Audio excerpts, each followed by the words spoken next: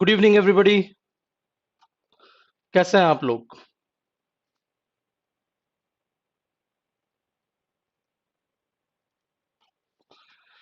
सो आज अपन लोग बात करेंगे एक बड़ी शानदार चीज के बारे में जो आज घटित हुई है, जिसके बारे में आप लोग अनभिज्ञ थे अब तक, और आज हमें भी एक्चुअली सच बात तो पहली बार पता चला है कि ऐसा कुछ भी हो सकता है इस दुनिया में। ओके।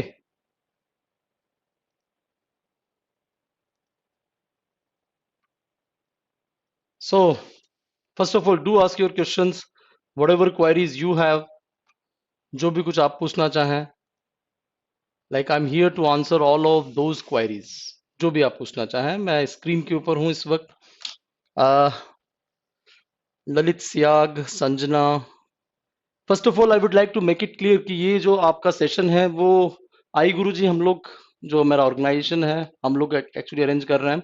सारे वो बच्चे जिनको कि एमएससी एंट्रेंस दे रहे हैं 2020 में या 2021 में जो देने वाला है, सारा जो मैं इस वक्त जो अरेंजमेंट मैंने आपके लिए किया है वो इसी हिसाब से है कि आपको ज्यादा से ज्यादा मैं आपको एक्सपोजर दे सकूं, चीजें जितना ज्यादा हो सके वो मैं समझा सकूं।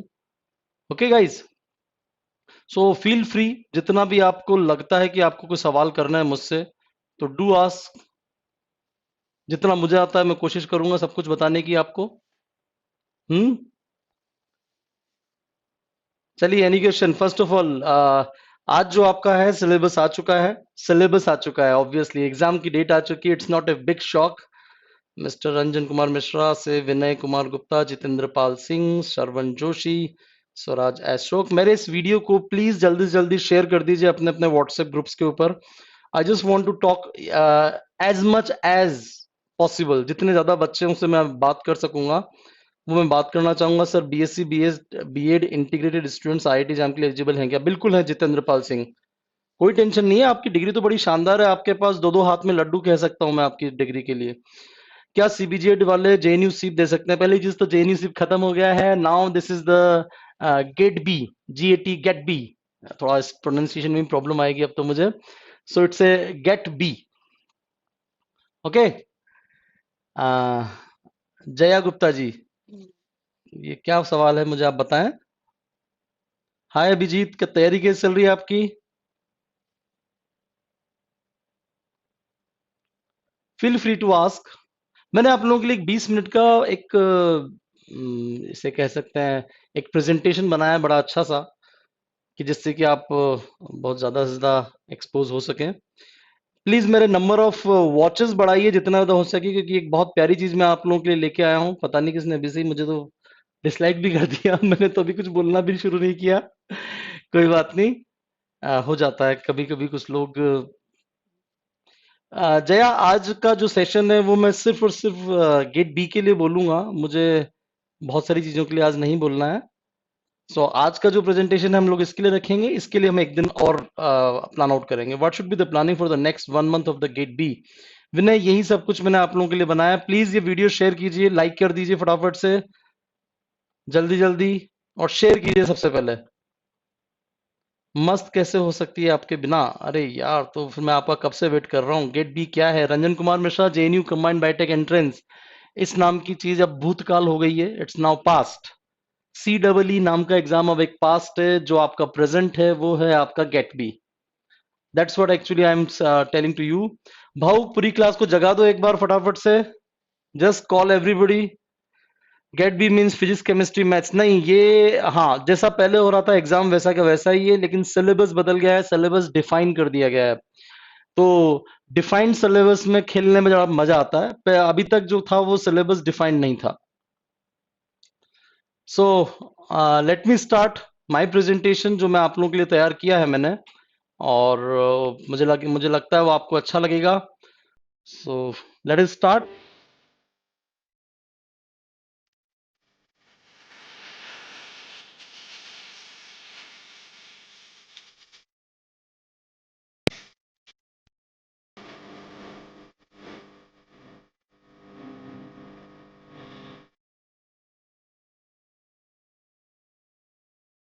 Hello everybody.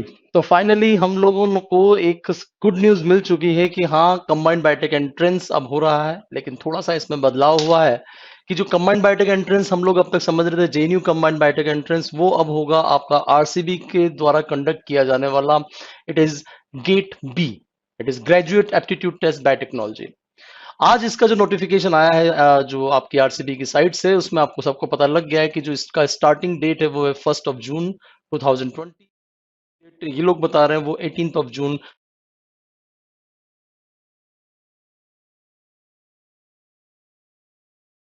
का सारा सिस्टम ऑनलाइन है, जैसा कि सभी एग्जाम्स में होता है।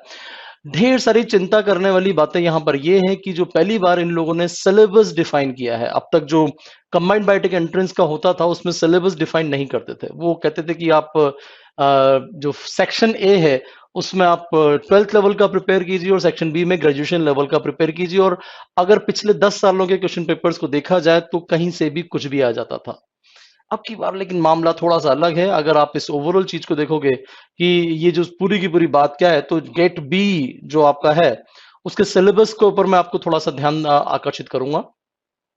सिलेबस का जो पहला सेक्शन आप इस वक्त मेरे पीछे की तरफ देख रहे हैं उसमें साफ साफ लिखा है section A will be including your 12th level में पीसीएमबी, यानी कि 60 क्वेश्चन होंगे, सभी के सभी 60 क्वेश्चन कंपलसरी होंगे, और उन कंपलसरी क्वेश्चन को आपको 15 के 4 सेक्शन में दिया जाएगा। ऑब्वियसली वो रैंडमाइज होगा पूरी तरह से, क्योंकि ऐसा तो नहीं करेंगे वो, लेकिन कि भाई 15 पहले फिजिक्स दे दिया, 15 केमिस्ट्री दिया, डिपेंड्स। खैर सारा का सारा ऑनलाइन सिस्टम है। एक जो बात आपको इस वक्त यहाँ पर ध्यान देनी चाहिए वो है बायोलॉजी। बायोलॉजी, जब 11th-12th की बायोलॉजी कही जाती है तो आपको हर वो छोटी चीज भी पढ़नी है जो कि आप 11th-12th में पढ़ते हो, चाहे वो प्लांट एनाटॉमी हो, इकोलॉजी हो, इवोल्यूशन हो। क्योंकि कई बच्चों को कंफ्यूजन हो रहा है अभी कि अगर आपका बायोटेक एंट्रेंस है तो फिर how can they ask the classical topics like animal classification, like algae fungi, plant classification, क्या वो पूछे जा सकते हैं? मेरा आंसर है हाँ, क्योंकि जब आपको +2 लेवल दिया जाता है इस तरह से सिलेबस में, तो उसका सीधे सीधे मतलब होता है कि हाँ they can ask the questions. लेकिन जो पार्ट बी है उसमें क्लियर कट यहाँ डिफाइन किया है कि part B is having the biotechnology, pure biotechnology, और जो सिलेबस दिया है उसके बारे में मैं आपसे अभी डिस्कस करूंगा। बट ओवरऑल इस सिस्टम की जो आपकी बार आपको आपके सामने ही दिया है उसकी कुछ अच्छी बातें जैसे मैं यहाँ पर बता दूं। ऑनलाइन रजिस्ट्रेशन आपका 1 जून से शुरू हो रहा है। 18 जून आपकी क्लोजिंग डेट है। 30 एडमिट कार्ड का इशू होने का डेट है 25 जून। 30 जून को आपका एग्जाम हो जाएगा। 2 जुलाई को आपकी जो की है क्वेश्चन पेपर और की आंसर की वो आ जाएगी। अगर आपको कोई ऐतराज है किसी पर्टिकुलर चीज पर, कभी किसी क्वेश्चन पर, तो आपको जो अप्लाई करने का जो लास्ट डेट है वो 6 जुलाई है, और रिजल्ट जो है रैंक के साथ वो आपका 20 जुलाई को आ जाएगा। ये इस बार क्लियर कट डिफाइन कर दिया है, क्योंकि पिछले सालों तक हम लोग रिजल्ट का कई दिनों तक इंतजार किया करते थे और उसके कई दिनों बाद हमें रिजल्ट मिलता था। अब इस एग्जाम की बहुत अच्छी सी बात बता दूं कि पहले जो एमटेक वगैरह का एंट्रेंस होता था वो अलग से होता था, कि एमटेक बायोटेक वालों के लिए एक अलग एंट्रेंस है, एग्रीकल्चर बायोटेक वाले उसी के अंदर यूजुअली एमटेक वाले इंक्लूड हो जाते थे, और एमएससी बायोटेक का एक अलग एंट्रेंस होता था। इस बार जो लग रहा है ओवरऑल कि वो ये कि सभी लोगों का एक कॉमन सिलेबस दिया गया है और उसी के अनुसार उसका एंट्रेंस होने वाला है, जैसा कि इस वक्त यहाँ पर दिखाया जा रहा है। मेरा इस वक्त इस वीडियो का जो मेन कंसर्न है वो है बीएससी बायोटेक के बच्चे, जो कि ग्रेजुएशन वाले सारे के सारे बच्चे हैं, और वो सारा यहाँ से शुरू होता है। एमएससी एंड एलाइड एरियाज, पिछले सालों तक ऐसा होता था कि हर हर साल, हर दूसरे साल कुछ नई यूनिवर्सिटीज जुड़ती थी, कुछ हट जाती थी। इस बार भी काफी सारी शफलिंग हुई है। प्राइवेट यूनिवर्सिटी जैसे एमआईटी यूनिवर्सिटी इस बार इंक्लूड कर दी गई है, एक दो उड़ीसा की प्राइवेट यूनिवर्सिटीज इंक्लूड कर दी गई हैं। सेंट्रल यूनिवर्सिटी ऑफ राजस्थान को इस बार इंक्लूड किया गया है, जो कि मैं आपको नीचे बात कर रहा हूं। तो काफी कुछ नया है जो देखने को मिल रहा है, और स्पेशली एमएससी बायोटेक से रिलेटेड जो भी आपके कोर्सेज हैं उसके अंदर ये सारी शफलिंग देखने को मिल रही है। ओवरऑल सीट्स के हिसाब से देखा जाए तो MSc of the allied area, इसमें MSc in molecular genetics, MSc in bioinformatics, MSc in bioinformatics आपका पुणे यूनिवर्सिटी का, मैं आपको बता दूं पुणे यूनिवर्सिटी का बायोइन्फॉर्मेटिक्स एक शानदार कोर्स हुआ करता था जब तक कि ये ओपन था। बीच में महाराष्ट्रीय वाले बच्चों के लिए इसमें रिजर्वेशन कर दिया गया। आई स्टिल रिमेम्बर 2006 में जो टोटल 30 रैंक निकाली थी उसमें से 22 बच्चे आधार इंस्टीट्यूट से थे। ये 2006 की बात है। खैर उसके बाद से काफी का चीजें चेंज हुई, महाराष्ट्र के रिजर्वेशन हुए और बड़े तरह तरह के इसमें चेंजेस आए। लेकिन ये एक बहुत अच्छी बात है कि अब यहाँ पर एडमिशन आपके एमएससी इस एंट्रेंस के थ्रू, जिसको हम गेट बीटी बोल रहे हैं, उसके थ्रू आपका एडमिशन हो रहा है। जो अच्छी बात है यहाँ का जो कोर्स है, पहली चीज अप्लाइड है, एमएससी बायोइन्फॉर्मेटिक्स। अप्लाइड इस सेंस में भी है कि जो जॉब्स हैं वो सिक्योर होती हैं। मेरे जितने भी अब तक के मैंने स्टूडेंट्स देखे हैं जिनको मैंने पढ़ाया है, उन सब के बहुत अच्छे अच्छे जॉब्स मिले हैं एमएससी बायोइन्फॉर्मेटिक्स पुणे से करने के बाद। एमएससी बायो रिसोर्स बायोटेक्नोलॉजी, ये आपका एक और शानदार कोर्स है जो कि आपके राजौरी का है। अप्लाइड बायोटेक्नोलॉजी आप इसको कह सकते हैं कुछ हद तक, बायो रिसोर्स मैनेजमेंट का वहां पर एक स्पेशल सेंटर भी है। MSc molecular human genetics Banaras Hindu university का। जितना अभी तक लोगों को पता है वो ये सेल्फ फाइनेंस कोर्स है, पर फिर भी एडमिशन लेने के पहले आप इन सभी कोर्सेज में ये देखेंगे कि ये सेल्फ फाइनेंस कोर्सेज हैं या इनकी फीस अलग से, लाइक डीबीटी डिसाइड कर रहा है, कौन डिसाइड कर रहा है। यहाँ अभी प्रोस्पेक्टस में जो इन्होंने नोटिफिकेशन भेजा है उसमें बहुत कुछ नहीं पता है। हर चीज के लिए आप उनकी रिस्पेक्टिव, ठीक है। उसके बाद गोवा यूनिवर्सिटी को इन्होंने अलग से क्लासिफाई कर दिया है, MSc in marine biotechnology. Bharathiar university of the Coimbatore, MSc in medical biotechnology, ये आपके लिए एक अच्छी खबर है जिनको मेडिकल बायोटेक में स्पेशली इंटरेस्ट है। Nitte deem to be university Mangalore Karnataka, MSc in marine biotechnology, बड़ा शानदार मामला है। तो इस तरह से एमएससी अलाइड सब्जेक्ट्स में 140 सीट्स आपके लिए अलग से दी गई हैं। तो आप लोगों के लिए खुशखबरी यूं है कि 140 तो ये वाली और लगभग 600 के लगभग नीचे की सीट्स जो हम लोग आगे की तरफ डिस्कस करने वाले हैं, ये कुल मिलाकर आपकी लगभग, ये आपकी टोटल 34 यूनिट 660 सीट, लगभग 800 सीटों के लिए आपका पूरा का पूरा एंट्रेंस हो रहा है अब ये। तो संभावनाएं ओवरऑल बढ़ जाती हैं कि जब कभी भी आप एंट्रेंस दे रहे हो और आपके पास नंबर ऑफ सीट ज्यादा है तो शायद कुछ ना कुछ तो अच्छा मिलेगा ही। इस उम्मीद से आपको ये वाला एंट्रेंस देने होंगे। एमएससी एग्रीकल्चर बायोटेक्नोलॉजी में वैसे तो आपके एग्रीकल्चर के स्टूडेंट्स के लिए, लेकिन एक यूनिवर्सिटी ऐसी है आसाम एग्रीकल्चर यूनिवर्सिटी जोरहट, जहां पर बीएससी नॉर्मल जो प्लेन बीएससी वाले होते हैं सीबीजेड, उसको मैंने यहाँ पर मार्क भी किया है, उन बच्चों का एडमिशन संभव है। आप एंट्रेंस दीजिएगा, बहुत सीरियसली एंट्रेंस दीजिएगा। एक महीना बहुत होता है, कोई बात नहीं, सिलेबस कठिन है तो क्या हो गया, आप सुपरफिशियली भी अगर पढ़ रहे हैं और सही गाइडेंस में पढ़ रहे हैं, तरीके से आपने प्रिपरेशन किया है, तो सब कुछ संभव है। ऐसा कुछ भी नहीं है जो ना हो सके। खैर, यहां पर मैं आपको चीजें दिखाऊं एमएससी बायोटेक्नोलॉजी पर, क्योंकि मैं एग्रीकल्चर बायोटेक से मैं खुद संबद्ध नहीं हूं, I am not like with in the agriculture, but Pondicherry university, Hyderabad central university, बहुत अच्छी अच्छी सीट्स है, नंबर ऑफ सीट्स। रिजर्वेशन से एक बार आप हर एक की वेबसाइट पर जाकर आपको देखना रहेगा। School of biotechnology, institute of science Banaras Hindu university, BHU का बायोटेक, प्लीज देखिएगा। University of Mysore, Punjab agriculture university, again एक नई चीज यहां पर आकर जुड़ी है। JP university of information technology Solan, I think Himachal Pradesh, ये एक नया नाम जुड़ा है। मदुरई कामराज यूनिवर्सिटी पुराना है, गुरु जम्बेश्वर यूनिवर्सिटी पुराना है। उसके बाद आप आ जाइए जो अच्छे नामों में, एमिटी यूनिवर्सिटी गुरुग्राम, गुड़गांव की जो एमिटी यूनिवर्सिटी, नोएडा अलग है, गुरुग्राम अलग है, ध्यान दीजिएगा। तो आप ही को देखना है। Gautam Buddha university of the Noida. उसके बाद आ जाइए बनस्थली विद्यापीठ, इस बार बनस्थली विद्यापीठ का एमएससी बायोटेक, जो कि ऑब्वियसली लड़कियों के लिए कुछ ज्यादा ही आपको मौके मिलेंगे, क्योंकि एक और यूनिवर्सिटी है जो कि वुमेन यूनिवर्सिटी है। और अच्छे मौकों की अगर तलाश की जाए तो आपका बिलासपुर की गुरु घासीदास विश्वविद्यालय बिलासपुर, अगेन छत्तीसगढ़ का एक अच्छा सेंटर जहां पर आपको बहुत सारे मौके मिल सकते हैं। कालीकोट यूनिवर्सिटी, जिनको कि आप देख सकते हो, institute of advance research in Gandhinagar. उसके बाद आ जाइए आप Guru Angad Dev veterinary and animal science university Ludhiana. Central university Rajasthan, ये एक नया नाम है। विश्व भारती यूनिवर्सिटी, जो कि शांति निकेतन का है, बड़ा फेमस सा नाम है। सावित्रीबाई फुले यूनिवर्सिटी पुणे यूनिवर्सिटी का नाम है, नई बात नहीं है। थोड़ा सा आगे जाएं, जेएनयू, अगेन जेएनयू के लिए तो आप लोगों के बहुत सारे सपने हैं। जीआईईटी यूनिवर्सिटी ओडिशा, और उसके बाद अल्पग्गा यूनिवर्सिटी, ये कुछ एक और नाम नए हैं। Rajiv Gandhi centre for biotechnology, एक दो दिन पहले एक बच्चा पूछ रहा था कि अलग से इसके फॉर्म वगैरह या उसके पीवाईक्यूज क्यों नहीं मिल रहे, आपको दिख गया होगा कि मामला अब क्या है। तो मेरे ख्याल से ये जो 660 आपकी ओवरऑल सीट्स हैं। एक और बहुत अच्छा नाम आपको याद रखना चाहिए, Rama Devi university, women's university of the Bhubaneswar, again संभवतः प्राइवेट यूनिवर्सिटी होनी चाहिए या कहीं ना कहीं कुछ सब्सिडाइज यूनिवर्सिटी होनी चाहिए।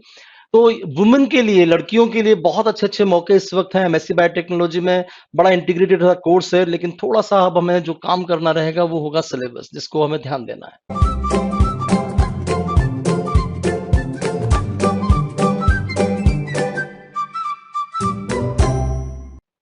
आइए थोड़ा बहुत सिलेबस के बारे में बात भी कर ली जाए। सिलेबस अगेन एक आउटलाइन होता है कि आपको अपना प्रिपरेशन किस तरीके से करना है। समय हमारे पास बहुत कम है, क्योंकि जो समय दिया गया है वो लगभग ठीक 1 महीना, 1 जून से लेकर 30 जून तक का। बेसिक आउटलाइन मैंने आपको अभी भी बता दी है कि जो फर्स्ट सेक्शन है उसमें 4 सब्जेक्ट से आपके क्वेश्चन आएंगे, और सभी का जो लेवल है वो 11th और 12th लेवल का है। पीसीएमबी ये लोग कह रहे हैं कि 15-15-15 4 सेक्शन कर देंगे, तो पीसीएमबी चारों में से 15-15 क्वेश्चन आएंगे। ऑब्वियसली यही समझा जाता है अगर आपके चार सब्जेक्ट दिए हुए हैं तो। यहाँ थोड़ा सा क्लियर रखिएगा, जब कभी भी आपसे 11th-12th लेवल बात की जाए तो इसका मतलब है आपको क्लासिकल सब्जेक्ट भी तैयार करना है। आज एक बच्चे ने मेरे से सवाल किया था कि भाई क्या अब plant classification, animal classification, ecology, evolution नहीं आएगा? तो प्लीज गलतफहमी मत पालिएगा, वो जो 15 क्वेश्चन है उनमें ये सब कुछ आ सकता है। आएगा या नहीं आएगा, नोबडी नोज। तो आपको चूंकि एक ही एंट्रेंस का प्रिपरेशन नहीं कर रहे हैं, आप मल्टीपल एंट्रेंस प्रिपरेशन कर रहे हैं, तो आप बेहतर है इन सबको आप प्रॉपर तैयार कर लीजिए। खैर, मैं सिलेबस में आगे चला जाऊं। जो सबसे ज्यादा महत्वपूर्ण चीज है वो है पार्ट बी, जिसमें आपको 100 में से 60 क्वेश्चन करना है, और जो 60 क्वेश्चन है ये आपके सिलेबस को बेसिकली एक बार देखने के बाद आपको डिसाइड करना चाहिए कि हम कौन से 60 क्वेश्चन कैसे तैयार करेंगे। जो पहला सेक्शन साफ साफ है वो बायोकेमिस्ट्री, और इस बायोकेमिस्ट्री में एक शब्द पर आप जरूर ध्यान दीजिएगा, और वो है आपका फोटोसिंथेसिस। ध्यान दीजिएगा, बायोकेमिस्ट्री सिर्फ एनिमल बायोकेमिस्ट्री नहीं होती है, बायोकेमिस्ट्री आपकी प्लांट बायोकेमिस्ट्री भी बायोकेमिस्ट्री होती है। तो कुछ एस्पेक्ट्स ऑफ प्लांट्स के जरूर तैयार करें, जैसे आपका फोटोसिंथेसिस हो गया, और कुछ हद तक हार्मोन, क्योंकि नीचे की तरफ जो सिलेबस में आपको सेल बायोलॉजी दे रखा है और सेल कम्युनिकेशन दे रखा है। सेल बायोलॉजी में cell communication and signal transduction. Signal transduction सिर्फ एनिमल का ही नहीं होता, प्लांट का भी होता है। ऑक्सीजन की भी सिग्नलिंग होती है तो सीके की भी सिग्नलिंग होती है, तो इथिलीन की भी सिग्नलिंग होती है, जिब्रेलिन की भी सिग्नलिंग होती है। तो उस तरह के टॉपिक जो लगता है आपको सेल बायोलॉजी या बायोकेमिस्ट्री से रिलेटेड है प्लांट्स में, उनको आप थोड़ा सा डील जरूर कीजिएगा, कभी कभी नाम आ जाता है। दूसरी अच्छी सी बात, माइक्रोबायोलॉजी के अगर आप सिलेबस को देख पा रहे हैं तो यहाँ आप थोड़ा ध्यान दीजिएगा कि यहाँ क्लियर कट डिफाइन कर दिया है कि now they will be asking you the virus structure and classification, your microbial classification, जिसमें बैक्टीरिया, एल्गी और फंजाई तीनों को इंक्लूड करेंगे। मेथड्स इन माइक्रोबायोलॉजी में आपकी स्टरलाइजेशन टेक्निक, आपका फ्रीनोन कोफिशिएंट वाली जैसी टेक्निक, आपका ग्रोथ कर्व की technique, bacterial counting technique, staining technique, सब कुछ आ जाता है इसके अंदर। नाइट्रोजन फिक्सेशन प्लांट का भी टॉपिक है, तो आपका माइक्रोबायो का भी टॉपिक है। इतनी सारी माइक्रोबायो तो, इतनी सारी प्लांट फिजिक्स तो वैसे ही घुसा दी इसमें, एक प्लांट वाटर रिलेशन छोड़ दिया, वो भी कोई बात नहीं, आपके ऊपर एहसान है। खैर छोड़िएगा, मजाक की बात है। होस्ट पैथोजन इंटरेक्शन बड़ा महत्वपूर्ण है, क्योंकि इसमें पूरा के पूरे मैकेनिज्म्स आ जाते हैं, बैक्टीरिया के, वायरस के, इनके रिसेप्टर्स आपको याद रखने हैं, मैकेनिज्म्स आपको देखने पड़ेंगे। सेल बायोलॉजी में जो शब्द लिखा है इन्होंने, prokaryotic and eukaryotic cell structure and the cell cycle, जो ही यूकैरियोटिक सेल स्ट्रक्चर है उसका एक मतलब बिल्कुल क्लियर रखिएगा कि they will be asking you the Golgi, ER, इस तरह के शब्द, mitochondria, chloroplast, that is eukaryotic cell.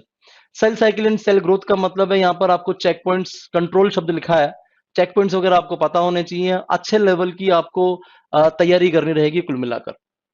खैर, मॉलिक्यूलर बायोलॉजी और जेनेटिक्स इन्होंने एक ही बार में रखा है, यानी कि मॉलिक्यूलर जेनेटिक्स शब्द इसको मैं दे दूंगा। मॉलिक्यूलर बायोलॉजी डीएनए से लेकर मेंडल, और मेंडल की प्रोबेबिलिटी से लेकर लिंकेज एनालिसिस और कॉम्प्लीमेंटेशन एनालिसिस, सब कुछ इस सिलेबस के अंदर है। ठीक है, क्रोमोसोमल वेरिएशन। फिर एक नया टॉपिक अब के बारे में उन्होंने क्लियर कट डिफाइन किया है, जो कि केमिस्ट्री से अलग है, एनालिटिकल टेक्निक्स। दिखने में अच्छा लग रहा है कि यार माइक्रोस्कोपी है, क्रोमेटोग्राफी, इलेक्ट्रोफोरेसिस, सेंट्रिफिकेशन, आपकी स्पेक्ट्रोस्कोपी, लेकिन नाम देखोगे तो, ध्यान से देखोगे तो ये पूरा केमिस्ट्री का मामला है। कई सारे बायोटेक के बच्चों ने ये नहीं पढ़ रखा होता है। माइक्रो एरे जैसी टेक्निक को इंक्लूड कर दिया है, जो बेसिकली जो सीबीजेड एरिया के लोग हैं, केमिस्ट्री, बॉटनी, जूलॉजी की, वो बच्चे इसको यूजुअली टच भी नहीं करते। माइक्रो एरे हो गया आपका, एफपीएलसी हो गया, रमन वगैरह, ये ठीक है, आप लोग केमिस्ट्री में पढ़ते हैं। इम्यूनोलॉजी का रेशो वाइज, जो प्रोपोर्शन वाइज सारा मामला बढ़ा दिया है, और क्लियर कट बता दिया है कि भैया इम्यूनोलॉजी अच्छी खासी आएगी, पूरी क्यूबी आपको पढ़नी है, क्यूबी या रॉइट जो भी आप बुक पढ़ते हैं। नीचे की तरफ से देखा जाए तो ग्राफ्ट वर्सेस होस्ट रिएक्शन तक इन्होंने इंक्लूड किया है।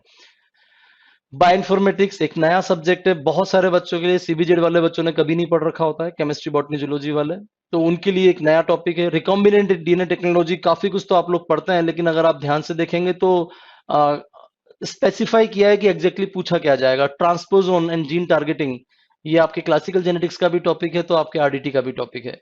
यहाँ तक तो ठीक है, लेकिन प्रॉब्लम यहाँ से शुरू होती है जब प्लांट बायोटेक, एनिमल बायोटेक और नीचे की तरफ चले जाएं तो बायो प्रोसेस इंजीनियरिंग और प्रोसेस बायोटेक्नोलॉजी, ये ऑल टुगेदर नए सिलेबस है। जितने भी बायोटेक के बच्चे हैं उनके लिए खुशखबरी भी है, क्योंकि अब आपके पास एक महीना है, फटाफट से अपनी ग्रेजुएशन में जो भी आपने पढ़ा था फर्स्ट ईयर, सेकेंड ईयर और थर्ड ईयर में, उसको आप रिवाइज कर लीजिए। बीटेक बायोटेक के जो बच्चे उनके लिए तो बड़ा सोने पे सुहागा सिलेबस है, क्योंकि आप लोग मैथ्स भी काफी सारा पढ़ते हो अपने सेमेस्टर्स में। ये वाला सब कुछ आपके ग्रेजुएशन का जो आपकी बी टेक 4 साल की है उसका सिलेबस है, तो आपको ओवरऑल कोई परेशानी नहीं होने वाली है। बट स्टिल गाइस, जो लोग इस साल 2020 में एंट्रेंस दे रहे हैं उनको थोड़ा सा पेशेंस रखना पड़ेगा। जो भी आपकी तैयारी है, ध्यान दीजिएगा, पूरे हिंदुस्तान के बच्चों की सेम तैयारी है। आप अकेले नहीं हो जिनके लिए सिलेबस आया है, सब बच्चों के लिए सिलेबस आया है। अगर ये कठिन है तो सबके लिए कठिन है, सरल है तो सबके लिए सरल है। इस छोटी सी बात को ध्यान में रख के अपना प्रिपरेशन कीजिएगा, घबराने से कुछ भी नहीं होगा। अब जो है वो तो है। थोड़ी सी संभावना हो सकता है ये एग्जाम आगे खिसक जाए, क्योंकि आज एक और नोटिफिकेशन जैसे सीएसआई और नेट और जेएनयू एंट्रेंस का आया है कि 15 जून उनकी ये फॉर्म भरने की लास्ट डेट हो गई है। तो हो सकता है अपने इस वाले एग्जाम्स की भी एग्जाम की डेट संभवतः आगे खिसक जाए। खैर वो बात की बात है, मैं उन उन मौकों पर या उन संभावनाओं पर मैं काम नहीं करता। मैं आपसे सिर्फ ये सजेस्ट करूंगा कि आप अपने काम को जल्दी से जल्दी पूरा करें, जितना जल्दी हो सके एक एक बार सिलेबस को रिवाइज कर लें। पीसीएमबी पर स्पेशल ध्यान दें, क्योंकि असल में सिलेक्शन वही करा के देगी। पीछे वाले सेक्शन में तो जितना आता है आपको आता ही है, उसमें आप कुछ भी नहीं कर सकते। ओके गाइज, कोई भी आपकी क्वेरी हो मुझे एक व्हाट्सएप कीजिएगा। मेरे इस चैनल को सब्सक्राइब जरूर कर लें और आई गुरुजी एप्लीकेशन जरूर डाउनलोड कर लें, क्योंकि वो डाउनलोड करने से आपको सबसे बड़ा फायदा ये होगा, कोई भी नोटिफिकेशन आता है हमारी लाइव क्लास का, जो चाहे आई गुरुजी पे है चाहे अनअकैडमी पे है, वो नोटिफिकेशन आपको तुरंत तुरंत मिलते जाते हैं। कुछ बातें मैं आपको बता दूं कि मैं आई गुरु जी के साथ साथ अनअकैडमी के ऊपर भी पढ़ाता हूँ। अनअकैडमी पे मैं प्लस एजुकेटर हूँ। 2 कैटेगरीज में मैं पढ़ा रहा हूँ, आईआईटी जाम और सीएसआईआर नेट। तो अगर आप मुझसे जुड़ना चाहें तो अनअकैडमी पे मेरी लाइव क्लासेस से जुड़ सकते हैं। रिकॉर्डेड सेशन और लाइव सपोर्ट से जुड़ना चाहें तो आई गुरु जी के थ्रू जुड़ सकते हैं। आई गुरु जी पर हम लोग live session, recorded session, support notes, test series, इन 4 चीजों के साथ काम करते हैं। अनअकैडमी के ऊपर हम लोग सिर्फ लाइव क्लास के थ्रू काम करते हैं। Thank you very much.